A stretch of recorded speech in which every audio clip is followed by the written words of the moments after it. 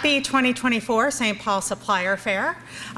This is our opportunity to talk to you about the projects that we have for the city upcoming this year, and I have to say we have a record number of projects this year to announce. Our list is downstairs and also available on our website.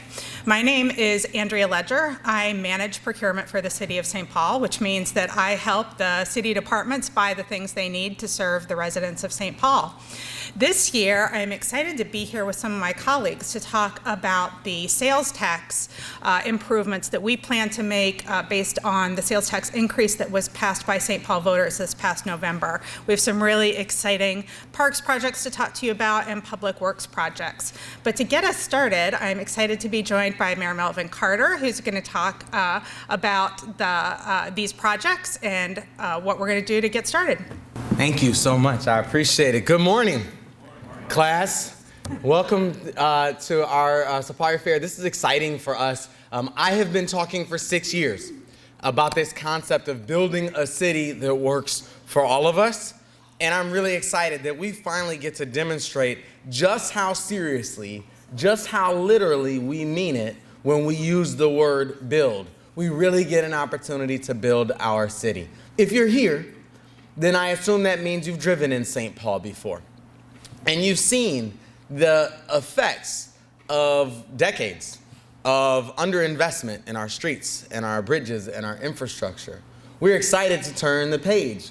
We spent all of last year in St. Paul having a conversation about a 1-cent sales tax proposal. I know you've heard about this, but if you'll indulge me for a moment, a 1-cent sales tax proposal that over the next 20 years will generate just under $1 billion in funding for us to refresh our streets. And when I say streets, I mean it from a complete streets perspective. So when we say streets, we mean our streets and our sidewalks and our boulevards and our boulevard trees and our crosswalks and our bike lanes and all of that local transportation infrastructure that we all rely on. 2/3 of that sales tax revenue will go into our street infrastructure. Did I say 2/3? 3/4 of our sales tax revenue will go into our streets infrastructure, and 1/4 of it will go into city-owned buildings and parks and things like that in our city to make sure that we're building the infrastructure that we need for the future. This is an enormous undertaking, and we absolutely cannot do it without you. We're excited to be able to present. I just heard Andrea say we have more projects than ever this year. That's because our job is to show our residents, to show our businesses, to show our taxpayers that we're getting right to work with the resources that they are entrusting us with. And we intend to do that very well. I have asked Public Works, I have asked Parks and Rec to build us an aggressive list of projects that we can demonstrate to our community that when they fund us, when they invest in our infrastructure, that we get right to work. So we're excited to do that. Another thing that I'm excited that we've added, that we've been working hard on, that's very important, is that this year, part of our planning process, part of our bid process that you'll notice is thinking about this sort of best value bidding. And so for those of you who operate businesses that are located in St. Paul, for those of you who have been invested in this city for a long time, for those of you who employ a significant number of St. Paul residents, for those of you who have a physical footprint in St. Paul, or for those of you who live in St. Paul, we're going to invite you as a part of the bid project to demonstrate the extent to which your company and yourselves are invested in this community. And we are going to put a premium in investing back in those folks who are reinvesting in our St. Paul residents through workforce, reinvesting in our St. Paul community through property taxes, reinvesting in our St. Paul community through payroll taxes. And that's something that's important for us to be able to demonstrate, again, not just the value. I tell my team all the time, when I think about like the phrase public works, and I think about the WPA era, and all the places in this city and in this state where you can go and see that WPA stamp stamped on something important that was built in our community almost 100 years ago. It strikes me that as we go around our community, and this is the phrase that my team hears me say all the time, we're not just going to hire people to fix roads. We're going to fix roads to hire people. to hire our residents, to make sure that our community members have economic opportunities in front of them, to make sure our businesses have contracting opportunities in front of them. That is part of our job. We take it seriously. I appreciate our team who has put that into the bidding process, and we're excited to work with you as we, again, quite literally build our city for the future. Thank you for being here, and thank you for your investment in our community. Thank you, Mayor Carter.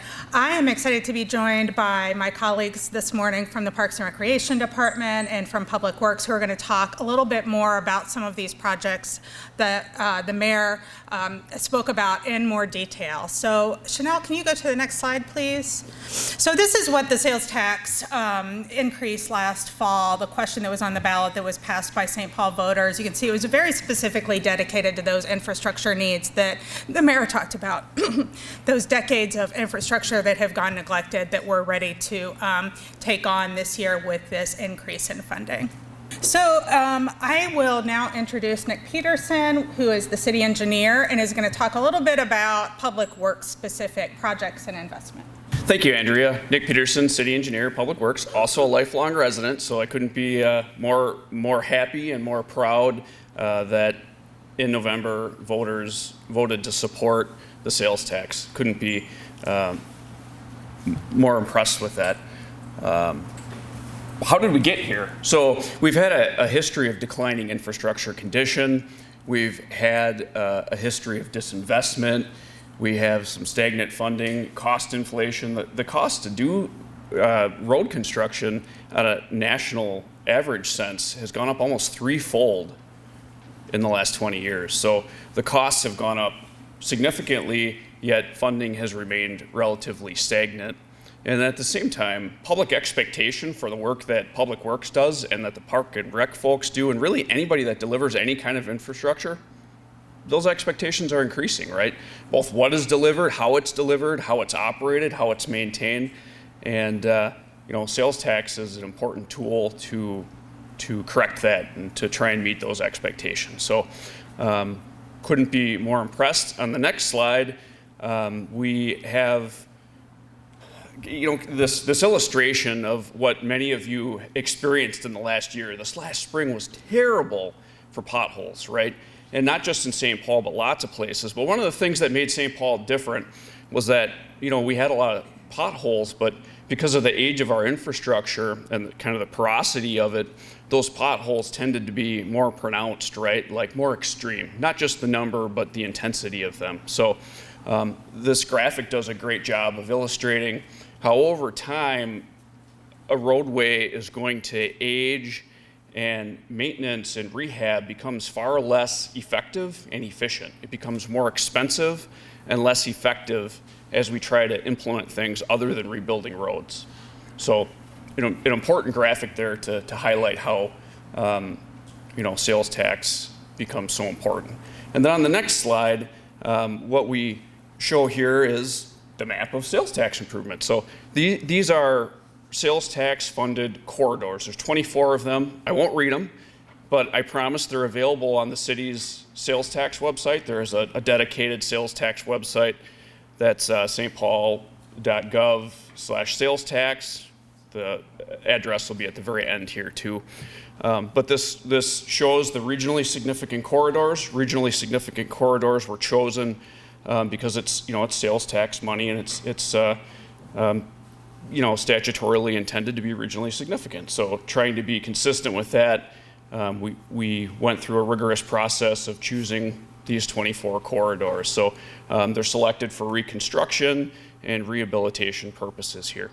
And then on the next slide, what we indicate is the kind of the near term here of what on that map or on that list of improvements we'd be working on really in kind of nominally the next 5 years. And at the top of the list is Grand Avenue. So Grand Avenue is a project that'll have construction starting this year. And for Grand Avenue, what is going to be needed from the city's perspective, we're going to need some help. And of course, we're going to be hiring a contractor. So there's heavy construction for this project that'll be coming out. And then we'll also be looking for some professional assistance to supplement our staff with community engagement during construction. So public engagement, communications, and it's a business corridor, and we want to continue to improve that process, and Grand Avenue is an important place to do that. So the next couple of projects are reconstruction that's slated after this year. So we have Jackson and University. Those are complete reconstruction corridors. The design is something that we're looking for assistance on here real soon. So these two projects will be looking for, there will be an RFP out there looking for some assistance for these projects here in the relatively near term. And that'll be turnkey engineering services for those projects and engagement and so on. So we'll be looking for help there. And then really at the bottom, you've got other projects, Shepherd, Earl, Pelham, Marshall. Those are kind of the next slew of projects that we'll be working on. You know, rather than staff up to cover every project in-house, the city, I always feel strongly we want to do as much in-house as we can, but we'll certainly be looking for assistance on these corridors, you know, in some way, shape, or form into the future here. So keep an eye out for these. And then on the next slide, we've got our 5-year plan. And so just kind of in general, not just sales tax, but really any projects that we do, you'll see that these projects are going to be listed on our 5-year plan approved by council every year. It's a council adopted 5-year plan. And as it moves into the future, it's a little more fluid because our needs may change over time, right? So, you know, road, bridge, whatever kind of infrastructure needs may change over time. So that first year is real concrete, and it gets a little more fluid as we move towards the end. So keep an eye out for this. This is on the city website, not the sales tax site, but on the city website, the Public Works construction page. So I do have a few copies afterwards for downstairs. So We'll make a presentation available to you. So beyond the 5-year plan, on the next slide, I have the opportunity to introduce Alice Messer, the design and construction manager for the Park and Rec Department. Thanks, Nick. Good morning, everyone. I'm really happy to be here.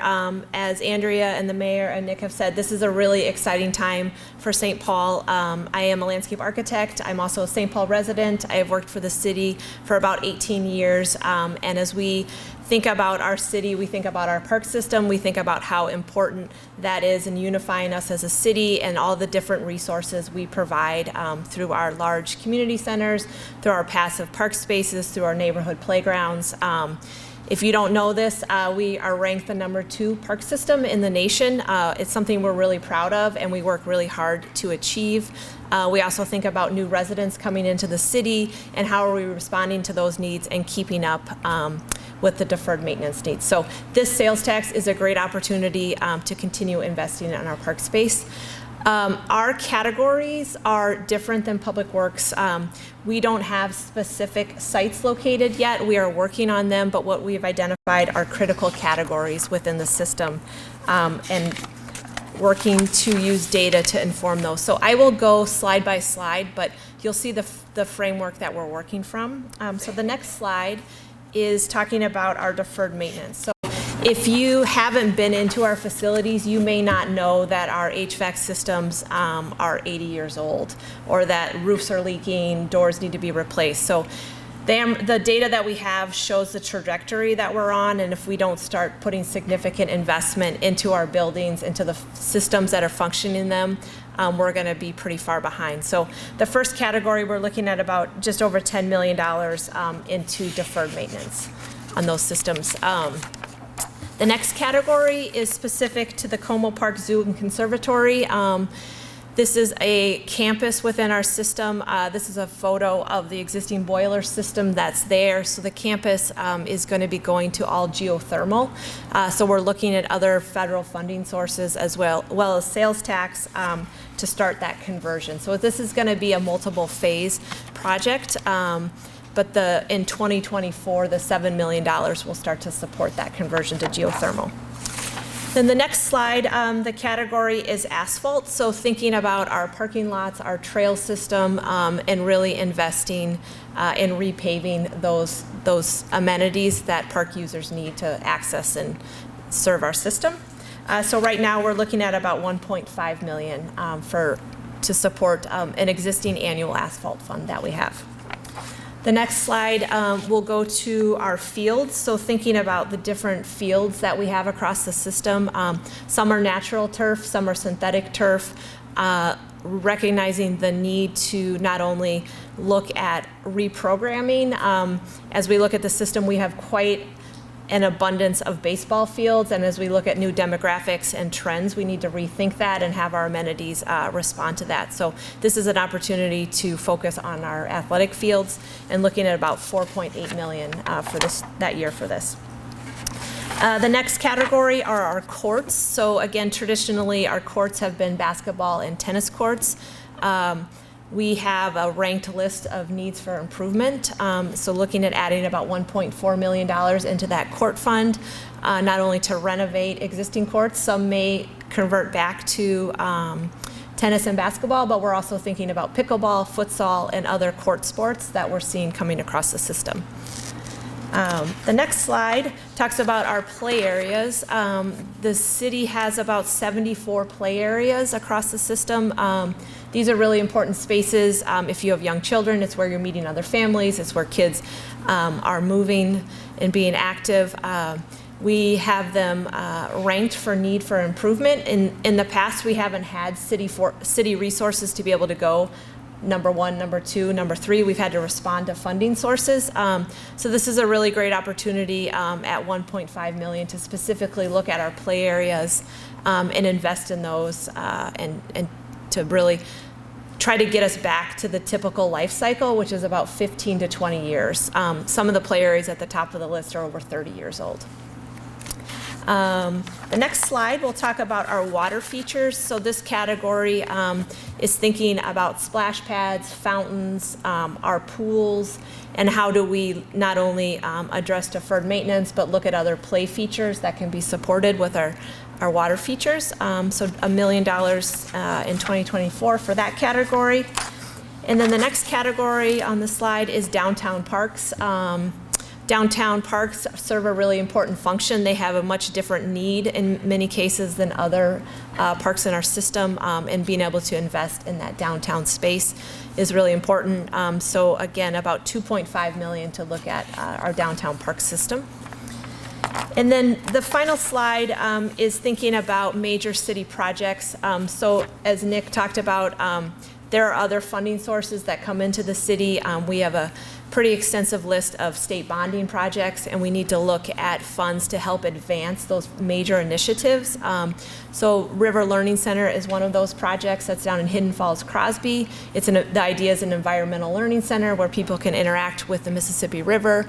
Thinking about a new athletic complex at Rice and Arlington. So where is a place where competitive sports or big teams have a space to do those activities in St. Paul? We hear quite common that people need to leave the city for those tournaments. So investing in that is really important. Also, our next community center, looking on the east side of St. Paul, and starting to think about design work for a new community center with aquatic facility. And then the last two, one is River Balcony, so that's thinking about the area of downtown from the Science Museum to the Union Depot, and advancing that promenade along downtown. And then finally is the Heights development, so that's the former Hillcrest Golf Course, for those of you who are familiar with that. It's a 100-acre development. 5 acres of that will be parkland, and so a chance to start thinking about what that park space will be. So with that, I believe that's the last slide. Again, we're starting with categories. We have a lot of data that we're using to develop site-specific projects, and we hope to have that soon, and we'll have it all be available. I will also note design and construction. We have a website as well that will show our active projects in 2024. So if you're interested in what's going on right now, that's another resource. Thank you. Thank you so much, Alice and Nick. So I'm sure that what all of you are interested in is like, how do I bid on these projects? When are we going to know more about the details? And so you'll see downstairs we have a 2024 project list that is inclusive of some of the things that Nick and Alice talked about. That will also be posted on our website. The best way to find out about our projects is to make sure that you are registered on our supplier portal, stpaulbids.com, and we will have 2 workshops starting at 11 and also one at noon that explain how to register for the supplier portal, how to bid on events, how to go through those functions. But when you get registered on the supplier portal, you will get notified as new bidding opportunities get posted. A lot of this, as you can tell from Nick and Alice, a lot of this is integrated into existing work that we're doing. A lot of it is deferred maintenance. A lot of it is related to projects that have other funding sources, but that we're supplementing. And so a lot of it is going to look the same as what you see from us, just the volume is going to be increased. So it will be a lot of traditional requests for bid, hard construction, but also a fair amount of architecture and engineering. And then also we're looking this year at doing more master service contracts related to these kind of projects, not sales tax specific, but that could be used throughout the city, where we'd be looking at awarding to multiple vendors. Perhaps if you're a small vendor and you're interested in taking part in this work, but you don't necessarily have the capacity to take on, a $2 million street construction project, we'll be looking for supplemental assistance with community outreach, with engineering services. That one's going to be out real soon. Construction management, those other soft construction costs. And so that's an opportunity we hope for some of you who may have smaller businesses or CERT certified businesses to engage in that process. Further, I will say that we are continuing to identify the potential for use of best value contracting opportunities. Some of you may know that we have the authority as a municipality to use best value contracting, which is an alternative to traditional low bid for construction projects. And it's really a qualifications-based procurement process that functions similarly to a request for proposals. Those of you that work with Hennepin County may be familiar with it, the city of Roseville. There are some other agencies neighboring to us that make good use of the best value method, and so we'll be also exploring whether that's appropriate for any of the projects that Alice and Nick talked about. Finally, I just want to reiterate what the mayor talked about, which is our commitment to St. Paul and making sure that those of you who are committed to investment in St. Paul, whether that be through hiring, location, investment into the future, any of those ways that you can demonstrate that these sales tax dollars are going to go back to the people of St. Paul, we're going to be looking to incentivize that in some of our requests for proposals and our best value proposals. So it's something to think about as you're considering whether you might be interested in some of these projects, is that we will be awarding points for various commitment levels to St. Paul. So thank you all so much for joining us, and we'll see you downstairs.